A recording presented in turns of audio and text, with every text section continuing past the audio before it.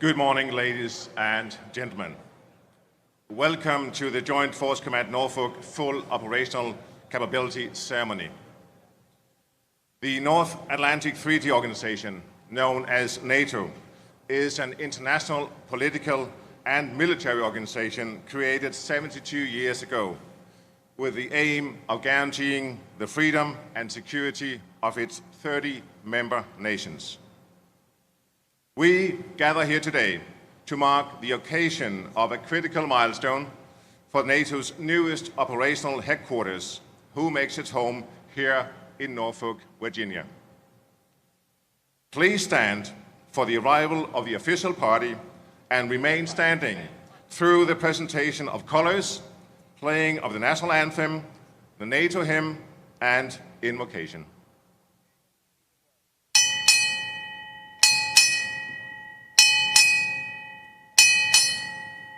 Joint Force Command Norfolk arriving.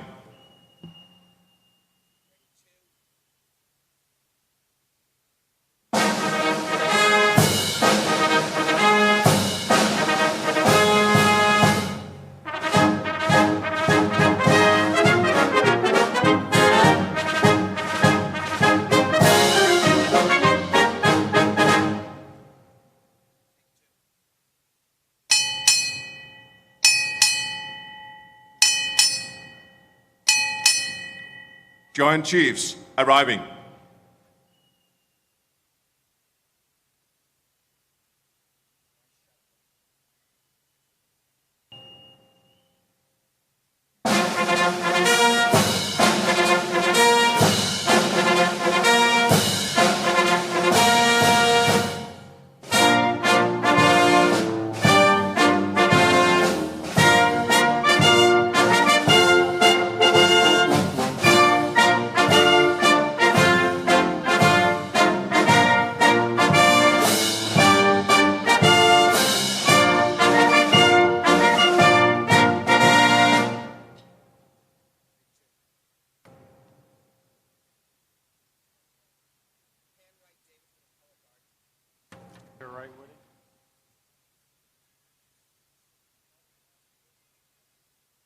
Color Guard, parade the colors.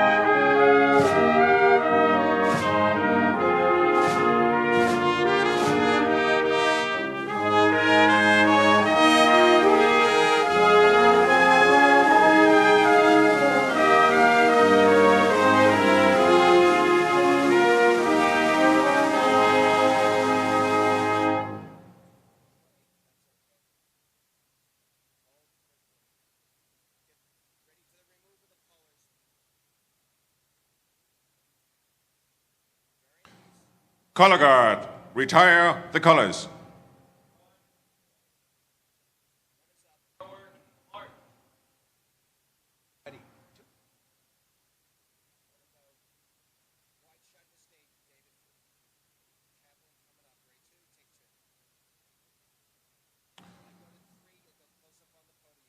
Captain David Thames will deliver the invocation.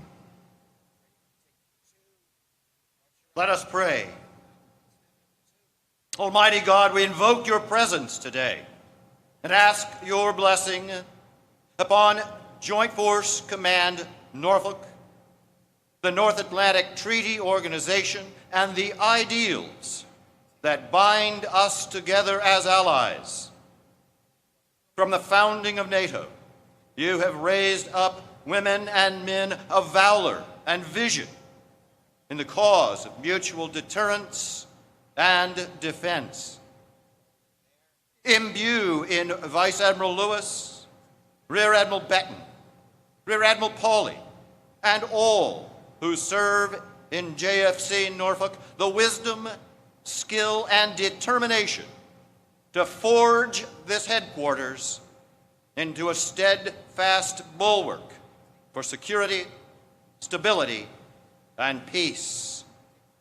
Lord God, may it please you to temper the steel of our lethality with the discipline of duty marked by excellence. May it please you to calibrate the moral compass of our conscience to the ideals for which together we stand. May it please you to embolden our spirits with the grit to prevail over every enemy and the grace to stand before you as humble warriors. In your holy name we pray. Amen.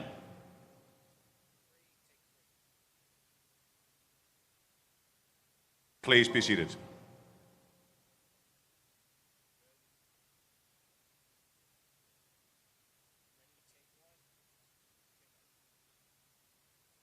Each of Joint Force Command Norfolk's 16 contributing MOU member nations are represented by their flag on the stage today.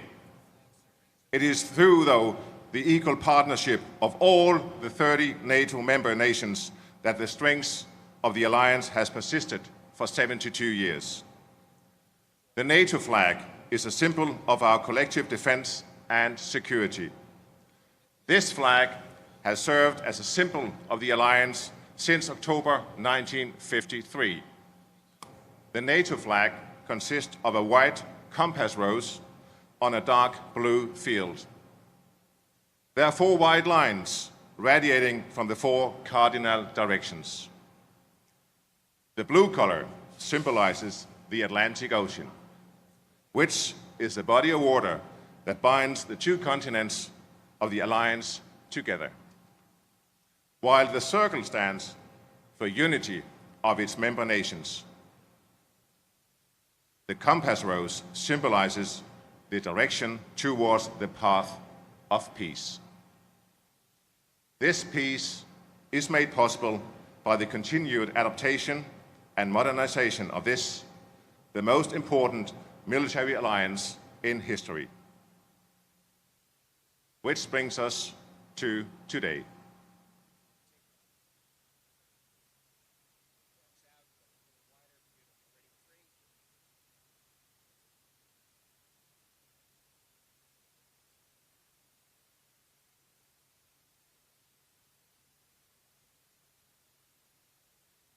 Ladies and gentlemen, it is my honor to welcome to the podium the Commander of Joint Force Command Norfolk, Vice Admiral Andrew Lewis.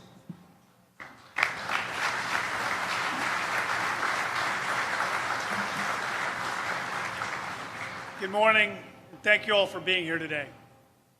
I'm honored to celebrate this important milestone for NATO from the decks of the USS Kearsarge at Naval Station Norfolk.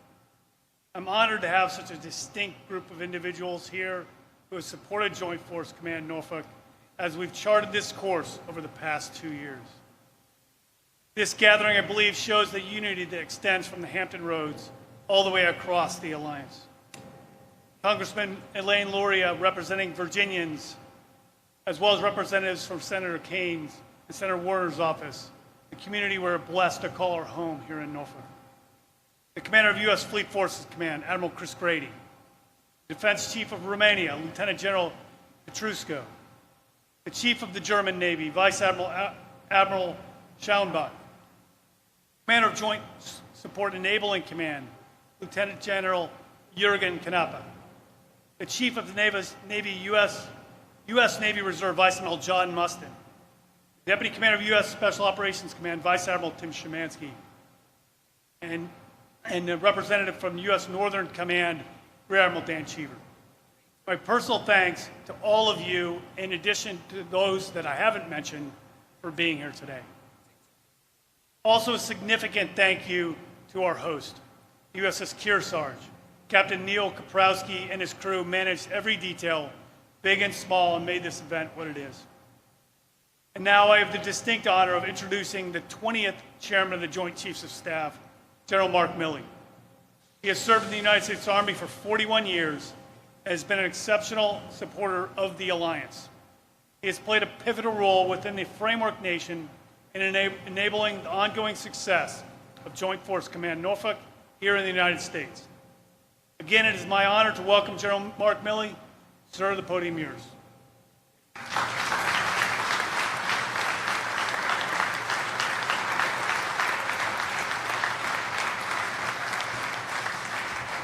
Thanks, Woody, for those remarks. I appreciate it. And Woody and I worked together for many, many years in previous assignments, and we're blessed with your leadership. He's only got a couple months left before he retires, but today is a great day for him because we're declaring FOC of JFC Norfolk, and this is an amazing legacy, Woody, for you, not just for NATO, not just for all those presidents, but for you personally. And I want to thank Woody. I won't be at his retirement, unfortunately. I may be at my own before that, but who knows? So I want to thank Woody, though, publicly. And I want to thank him for so many decades of great service in the United States Navy, combat aviator, tremendous combat record, and just a tremendous sailor, varsity wrestler back in the day with Szymanski. And I'm told that he whooped Szymanski pretty hard on many, many times. If Colin Kilrain's out there in the audience somewhere, Szymanski and Woody said they could take you down too, Colin. So I want to thank you, Woody, for your exceptional service over so many years. So thank you.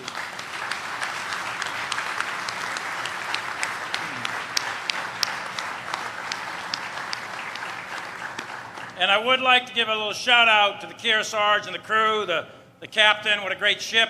What a great crew, what a great example of the power of the United States Navy.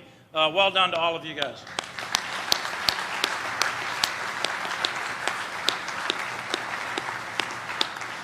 And Congresswoman Luria, right here in front of me, asks tough questions, by the way, all the time. Pins my ears against the wall on many, many topics. Hopefully I give you somewhat decent answers, but I got to tell you, she's a stalwart representative of the Navy and a stalwart representative of Norfolk, and really fights hard for all things Navy, all things Norfolk, all things Virginia. So thank you very much for what you do for our country and your 20 years of service in the Navy.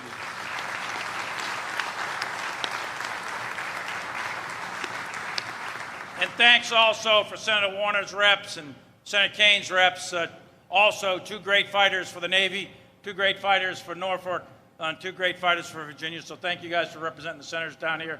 Appreciate it greatly. I want to take a minute here to talk about a couple of topics. First of all is this command, JFC Norfolk. Today is the day we're declaring full operational capability. This has been 3 years in the making. 18 months ago or so, we did IOC, Initial Operating Capability. And it's the mission of this command to fight the Battle of the Atlantic in the event of armed conflict. Think about that for a minute. And it is the only NATO joint command that is on U.S. soil. This is the command. Woody or his successors will be the admirals in charge of a battle for the Atlantic. And if you know your history, you know World War II, you know how important that was. I would tell you that the survival of NATO, the success or failure in combat in a future war will largely depend, a war in Europe would largely depend on the success or failure of this command and success or failure of the Battle of the Atlantic. So this is a really important day, and that's why I wanted to make a point of coming down here. I love Woody, but it wasn't just to come down to say hello to Woody. It was really to come down and celebrate this command and get it off on the right foot. And I want to thank all of our NATO allies and partners that are here today. We've got 21 nations represented in this command, many of whom are represented today. So this is really critically important to the national security of the United States and to the NATO alliance. I also wanted to come down and just tip my hat a little bit to Norfolk. Norfolk is the home of the largest naval fleet in the world. And it's a symbol, it's a reality, but it's also a symbol. It's a symbol of naval power. And the United States is a maritime nation. I'm a native of the Boston area. My mother and father were both served in the Navy. My mother out of the hospital in Seattle during World War II. My dad was a Navy corpsman at Kwajalein Atoll and Saipan and Tinian and Iwo Jima with the 4th Marine Division. This country is a naval power. This country's security depends very much so on the United States Navy, on the skills, the knowledge, the attributes, the combat capabilities of the United States Navy. And I can think of no better place to represent that than right here in Norfolk. So thank you for the opportunity to be here. In my view, and it's only one man's view, and I could be wrong for sure, but in my view, the world is entering a period of potential instability as some nations, not all, but some, and clearly terrorist groups and perhaps some rogue actors, are seeking to undermine and challenge the existing international order. And they seek to weaken the system of cooperation and collective security that has been in existence for some time. The dynamic nature of today's current environment is counterbalanced by an order that was put in place 76 years ago at the end of World War II. And there are very few people alive today that are living memory of that war. It was the bloodiest war in human history. There were almost 7,000 Marines killed in action, 21,000 Japanese killed in action on the island of Iwo Jima where my dad landed, and that was only in 19 days. In the short period of 31 years, from 1914 to 1945, World Wars I and II were fought among the great powers of the day, and 150 million people, 150 million around the world were killed in the conduct of great power war. In World War I, for example, from September to November 1918, in just 6 weeks, American expeditionary forces fought at the Battle of the Meuse-Argonne, the biggest battle in American history. And 26,000 U.S. soldiers and Marines were killed in 6 weeks. 26,000. 26 years later, at the height of World War II, in only 8 weeks, from June to August 1944, Americans hit the beaches at Normandy with our allies, and they went on to liberate Paris. In that campaign, the Normandy campaign, 37,000 Allied soldiers were killed in action. And the total from both sides was almost 500,000 in 8 weeks. 425,000 soldiers killed or wounded in just 8 weeks. At the same time, on the other side of the world, in the Central Pacific, we took Saipan and then Tinian, and we took Guam, all as part of the Great Marianas Turkey Shoot, the Marianas Campaign. Another 26,000 U.S. casualties in the same period that Normandy was going on. At the same time, in the Southwest Pacific, we fought in Burma and Papua New Guinea, all in the summer of 1944. In those intense 8 weeks, American soldiers, sailors, airmen, Marines, and Coast Guardsmen, we suffered over 210,000 casualties, with 57,000 paying the ultimate sacrifice in 8 weeks. And that doesn't include the hundreds of thousands of allies, the hundreds of thousands of innocent civilians that were killed in Europe, the Eastern Front, in China, and in other theaters. That is the butcher's bill of great power war. That's what this international order that's been in existence for 7.5 decades is designed to prevent. That's what JFC Norfolk is all about. It's to prevent that outcome. Today, we use terms like strategic competition and great power war in conversations, in classrooms, in testimonies, in articles in newspapers, and it comes off of our lips so easily. But not so for the greatest generation. 2 years ago, I had an opportunity to attend the anniversary of the Normandy landings, and I was talking to several of the veterans there and asked one of them simply, "What is your lesson from World War II?" And I was Chief of Staff of the Army at the time, and I was expecting him to tell me some sort of tactic or technique or procedure. What is your great lesson for those of us in uniform today, your lesson of World War II? He looked up at me and tears came to his eyes, and he said, "General, never let it happen again. Never let it happen again." In 1945, people throughout the world said never again. So they set up processes and policies and laws, organizations that today we commonly refer to as the international order. And the goal is to prevent another great power war. It was little over 72 years ago when NATO was formed to provide collective security for like-minded countries in the Western Hemisphere. And without question, NATO has been the most successful military alliance in human history. And NATO is still very much a vital and critical part of our regional security framework and indeed our global security framework. In fact, in my view, it's the linchpin that holds together the period of great power peace that we are now enjoying. Twice before in West European history that I'm aware of, we have had two other international orders. The first followed the 30 Years' War from 1648 to 1750 based on the Treaty of Westphalia. And the second followed the Napoleonic Wars and lasted from 1815 to 1914.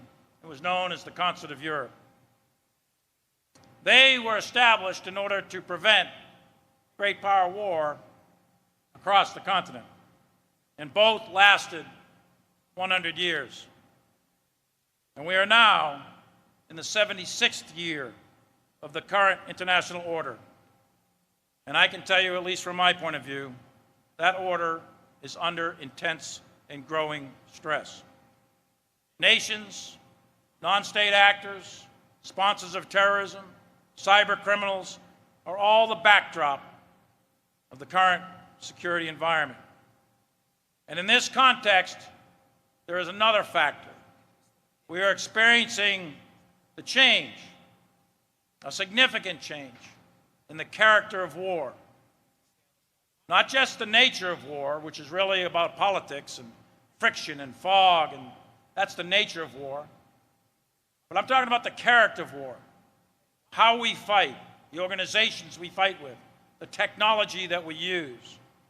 The last fundamental change we had in the character of war really occurs probably between World Wars I and World Wars II, where we get the introduction of mechanization and tanks and tracked vehicles for ground forces. We get the introduction of the airplane. So you get naval air power, you get air forces, you get the advent of the aircraft carrier. And you combine that with some communication advances that led to wireless communications, the introduction of the radio, which made possible command and control from great distance. And all of those things, and there were many, many more technologies, that put in combination, they changed the fundamental character of war. And every country, the United States and Japan and Germany and Russia and Britain and France and all the countries, had access to all of those technologies. And they combined them in different ways to do different things. Every one of them had a different tactic, a different technique, a different organization, and they trained their leaders differently. But one of those countries, Germany, combined those technologies and the German way of war and combined them to organizations and leader development in such a way that Nazi Germany was able to overrun Western Europe in 18 months. Other countries combined it in different ways, and they didn't have success. And I would tell you that the same thing is happening right this minute as we speak, as we sit here on the Kearsarge. There's a whole set of technologies that are driving fundamental change. And if we, the United States military, and we, NATO as an alliance, do not adapt and adopt these technologies, if we don't get there firstest with the mostest, and we don't put the pedal to the metal and do this right over the next 10 or 15 years, we are condemning a future generation to what happened 76 years ago. Consider precision munitions in combination with a ubiquitous ISR capability where we can now see and map and sense the world around us like at no time in human history. We can shoot at ranges never before known. Sometimes it's actually beyond comprehension to think about some of this. Add to that artificial intelligence, which is an incredibly powerful technology, and the information capabilities that come with it, the speed of decision-making, the man-machine interface. Think today of robotics and what that's going to mean to the Navy, to NATO, to air forces and ground forces in the very, very near future. And we're not even talking yet about biotechnology, human engineering, miniaturization, 3D printing. There's about 40 or 50 technologies that are all converging very, very rapidly in the very near future, 5, 10, 15 years. And it's going to have a fundamental impact on the conduct of war. And we are right in the middle of it. Those technologies are available to every country in the world today. There's nothing particularly secret about many of them. And I would argue that the country that masters those technologies, combines them with their doctrine, develops their leadership to take maximum advantage of them, is likely going to have significant and perhaps even decisive advantage at the beginning of the next war. And in fact, that may be as long as the war lasts. So mastering the change in the character of war is most likely going to be the most important thing that we do as a professional military over the next 10 to 15 years. And in addition to that, with the American military, we have to do it as an alliance. And we're going to succeed or fail as a nation with our allies and partners, because the United States does not fight wars alone. We have an incredible network of allies and partners around the world, and it's one of the great strengths that our country has. And NATO is a bulwark to thwart those who are seeking to undermine the security of our alliance, who are seeking to undermine the global order. Real capabilities and demonstrable military strength are at the very heart of deterrence, and that's what JFC Norfolk is all about. And we, as an alliance, are stronger together than we are individually. And all of us should be confident in our collective ability to ensure that, whether it's in the Caribbean or up in the Arctic or across the Atlantic Ocean, whether it's in space or cyberspace, whether it's at sea or undersea or on the land or in the air, NATO is still the most powerful alliance in the world, and the United States is still the most powerful and capable military in the world. The challenge to us is we have to keep it that way. We have to maintain the readiness of the present, and we have to modernize for the future. We are ready right now. Those who think we are not are mistaken, and any adversary that seeks to challenge the United States military resolve will do well to respect this military and our alliance in NATO. But the challenge is really going to be in the future, in the not too distant future. And that's where our focus needs to be. So thank you all for being here, and thank you for participating in JFC Norfolk and getting them off the ground, because this is representative of what is going to be needed in the future to maintain the deterrence, maintain great power peace, and prevent great power war. Thank you very much.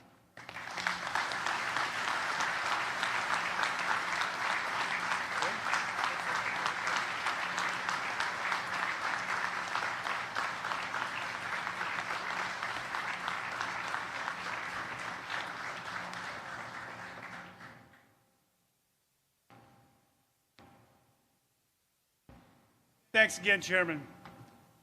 The Atlantic is clearly at the core of our collective priorities. I echo the Chairman's sentiment about the importance of strong relationships, indeed friendships, with allies and partners in the region. Building upon these relationships through continued interoperability, integration, and interchangeability has been at the center of our vision since our establishment in 2018. This has been recognized in both NATO and U.S. national strategic documents. We can no longer assume we have control of the Atlantic as we had at the end of the Cold War.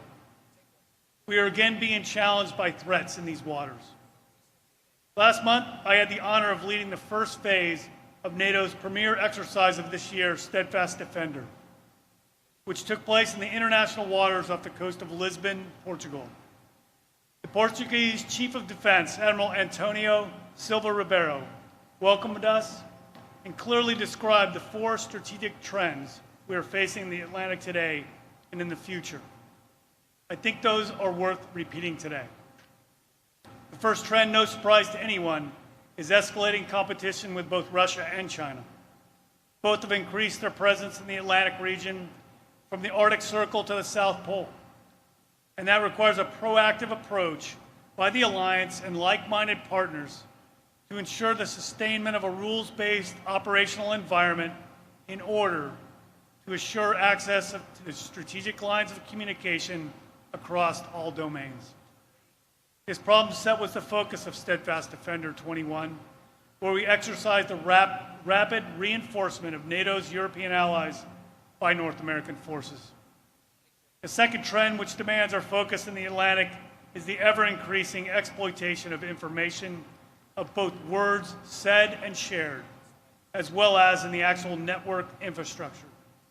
Today, 97% of information transmitted between Europe and North America travels on the ocean floor through undersea cables. These undersea cables are an indispensable component of modern life and our economies, but they are vulnerable to attack both in the ocean and on land. The third trend is the increase in threats to national economies, causing rising poverty and instability in areas of strategic interest. This reality compels us to remain active in crisis management and cooperative security. On this side of the Atlantic, I'm referring to the region connecting North and South America, and in the Eastern Atlantic, the Gulf of Guinea. Organized crime, mass migrations, and an upsurge of terrorism in vulnerable regions of the world will, no doubt, require the attention and focus of Atlantic nations. And the last trend is our changing climate. We're seeing stronger, more violent weather patterns, melting ice caps, and the opening of waterways in the Arctic. The protection of our oceans demand reorienting ourselves to this new reality and building strong, cooperative relationships with allies and partners in the military domain and beyond. These four themes, strategic competition with China and Russia, the manipulation of information, economic instability in regions of strategic interest, and a changing climate, all have one common denominator: the need for like-minded nations and their militaries to preserve the Atlantic, the ocean that gives the name to our alliance. In response to this security environment, NATO embarked on an ambitious program of adaptation starting at the 2014 summit, which emphasized the importance of protecting the strategic lines of communication and the reinforcement of Europe in conflict. Then in 2016, the NATO command structure adaptation was initiated. With the support of the nations, in 2018, the alliance approved the establishment of Joint Force Command Norfolk. Today, this command is perfectly situated on the western seaboard of the Atlantic. This third NATO Joint Force Command, alongside JFC Brunson, located in the heart of Europe, and JFC Naples, located along the Mediterranean, creates a link between North America and Europe and helps to further develop the desired 360-degree approach for our collective defense and security. Joint Force Command Norfolk is the first operational level NATO headquarters in North America and is the Atlantic advocate within the alliance, enhancing NATO's readiness and responsiveness. The command reached initial operational capability last September, ready to take on an initial set of tasks from SAC-EUR, authorized by NATO's 30-member nations. I cannot overstate the amount of work that goes into a command of this nature, the role of hundreds, if not thousands of people who have supported the command and the staff, to which a thank you feels like and not enough. But I would like to attempt to recognize everyone nonetheless. The framework and host nation, the United States, who has been critical not only to the roof over our heads and other infrastructure, but leaned in to meet short and demanding timelines by surging support from critical areas. And the unique command relationship with the U.S. Second Fleet, which brought a large national maritime knowledge and expertise to the team. The two commands have a shared commander, and geography makes it for a partnership that has already strengthened the alliance. The support from the NATO military authorities has been crucial to our success. This starts with SHAPE, headquarters in Mons, Belgium, including our fellow JFCs and all the component commanders, particularly Maritime Command. Across the street, we have developed a strong relationship with Allied Command Transformation, NATO's Warfighting Development Command, and the combined joint operations from the Sea Center of Excellence, which we have brought under my directorship, will ensure experts in maritime strategy and tactics are within arm's reach of our staff. Those personnel with Arctic and Atlantic expertise on my staff have been critical to shaping our understanding of this rugged geography, both in the waters and in the littorals. Canada, Denmark, France, Germany, Iceland, Norway, and the United Kingdom were quick to send their brightest minds, and we have appreciated the regional experience they bring to the growing body of professional knowledge of this command. Also, the joint expertise that we have built here re-emphasizes this command is not about geographic boundaries, but it's about the mission. Land, air, sea, and special operations expertise from across Greece, Italy, the Netherlands, Poland, Romania, Spain, and Turkey. And the presence of officers from Albania and Estonia is a testament to NATO's spirit of collective security and defense, while liaison officers from partners Finland and Sweden show how important a transatlantic link is to even non-NATO members.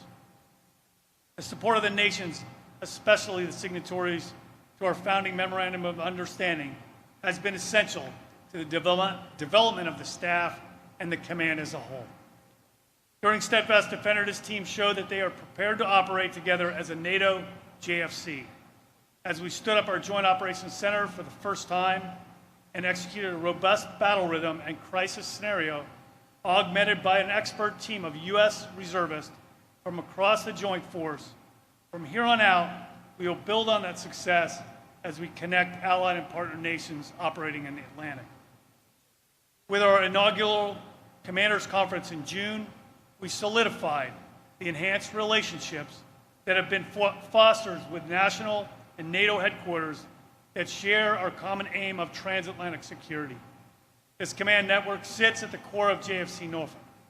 It unites diverse expertise and capabilities through coordination and guidance to better meet SACEUR's strategic direction. It also allows us to remain adaptable in our own staff and utilize resources in the most efficient way to meet complex problems. It is this sustained high performance that gives me the assurance and confidence that JFC Norfolk is fully operational. As a fully operational NATO command, we are executing our peacetime mission in line with SACEUR's direction and guidance. We will continue to provide all-domain situational awareness, both lead and contribute to NATO planning, and participate in exercises like Steadfast Defender and Steadfast Jupiter. As the commander of both JFC Norfolk and 2nd Fleet, our mission is to prepare for every possible crisis or situation that could develop throughout the Atlantic region so that the Alliance has options in both forces and how to employ them. We will be ready to fight so that we do not have to. So where do we go from here? Going forward, we must shift from a startup mindset to an ethos of readiness and persistent vigilance. We will continuously build on our mission of transatlantic security by developing innovative ideas and interoperability with our command network of both national and NATO commands. In 2019, the Alliance endorsed the NATO military strategy for comprehensive defense and shared response. This is the first major change to NATO's military strategy in more than 50 years. We are moving into a new and exciting era for the Alliance. The new concept for the deterrence and defense in the Euro-Atlantic area, or DDA, continues to develop at a rapid pace. This will provide nations with a common framework to align national military deterrence and defense activities in peacetime, crisis, or conflict. At the most recent Brussels summit, our heads of state reiterated their endorsement for the new strategy and DDA, embedding them within the NATO 2030 project. In addition to Joint Force Command Norfolk, Joint Support Enabling Command and the Cyber Operations Center are set to declare full operational capability in the coming months. NATO has again shown its ability to adapt to an evolving security environment. JFC Norfolk stands as the operational embodiment of the transatlantic bridge that connects the most successful alliance in history. What you see here today is an alliance that is cohesive, strong, and unified in its enduring purpose to safeguard the freedom and security of all its members by political and military means.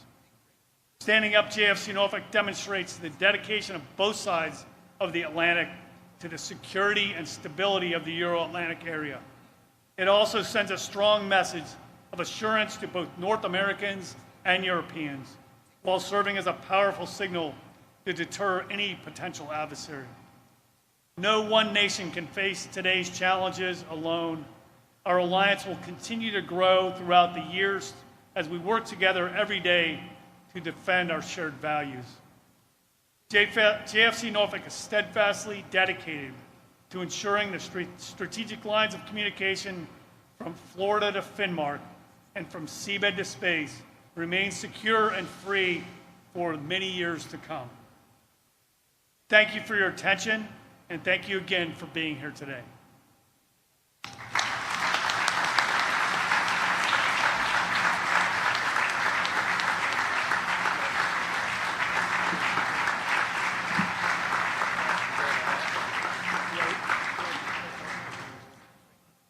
Ladies and gentlemen, it has been an honor having you here today.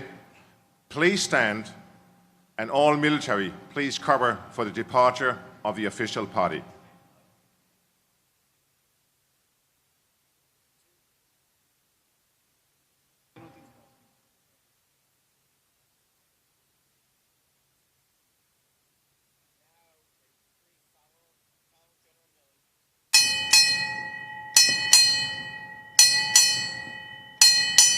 Joint Chiefs departing.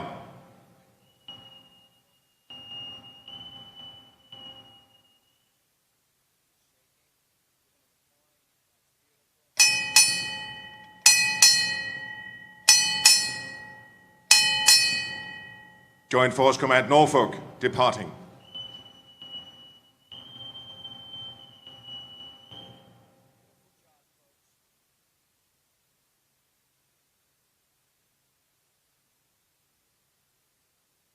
Guests, thank you for your attendance. You are now invited to join us at the reception area for refreshments. Thank you.